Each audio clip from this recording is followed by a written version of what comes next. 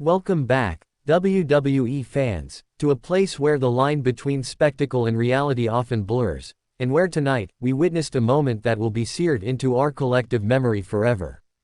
If you were not watching Wrestlepalooza, you missed a return so shocking, so emotionally charged, that it transcends the confines of a simple wrestling storyline and ventures into the raw, unfiltered territory of human drama.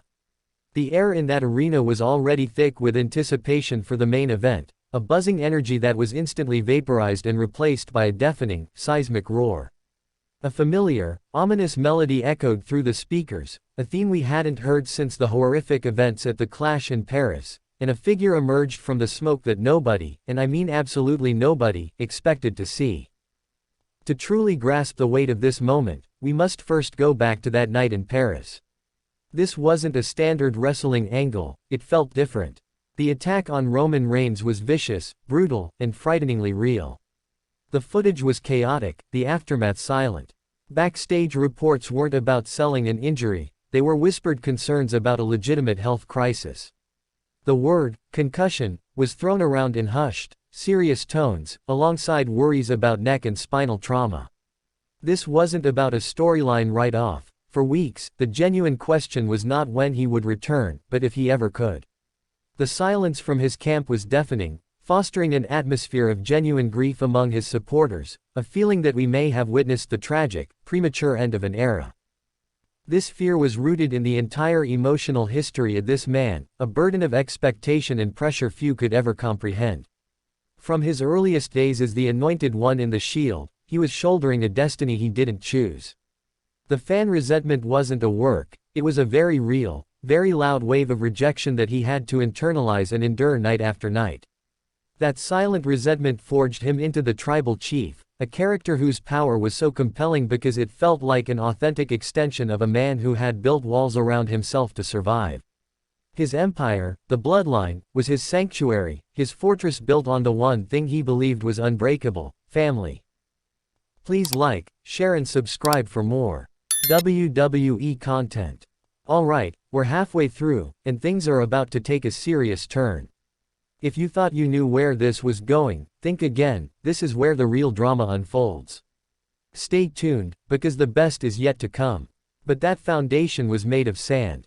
The betrayal by Jey Uso wasn't just a plot twist, it was portrayed with such raw emotion that it felt like watching a real family fracture on live television. The manipulation by Jimmy, the war with The Rock, these weren't just feuds, they were Shakespearean tragedies of loyalty and ambition. Each betrayal isolated him further, making the attack in Paris feel like the final, cruel blow from a world that had always demanded everything from him and given back only conflict. His absence left a void filled not just with new stars, but with a genuine, lingering question about the toll this business takes on the human body and spirit. That is why his music hitting at Wrestlepalooza wasn't just a surprise, it was an emotional earthquake.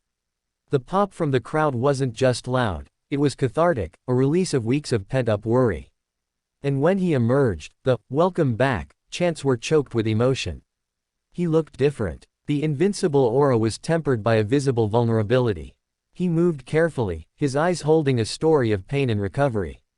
This was not a god returning to his domain. This was a man who had walked through fire, showing us the scars. He was thinner, perhaps, the physical toll evident, but the intensity in his eyes burned brighter than ever, a cold fire fueled by a near-death experience. He stepped into the ring, and the silence was respectful, almost reverent. He took a microphone, his hands slightly trembling, not from fear, but from the sheer physical and emotional exertion of being there. His voice, when he spoke, was softer, huskier, devoid of its usual booming arrogance. He didn't speak of domination, he spoke of gratitude. He thanked the fans for their support, he spoke of the long, dark road of recovery, of the moments of doubt where he wondered if this was all worth it. He spoke of the love for his family, his real family, and how that was his anchor. It was the most human, the most authentic, we have ever seen Roman Reigns. He then turned his attention to the reason for his return. His tone shifted from grateful to grim. He spoke of the attacker in Paris not as a character, but as a coward. He described the ambush, the feeling of helplessness, the violation of being targeted in such a way.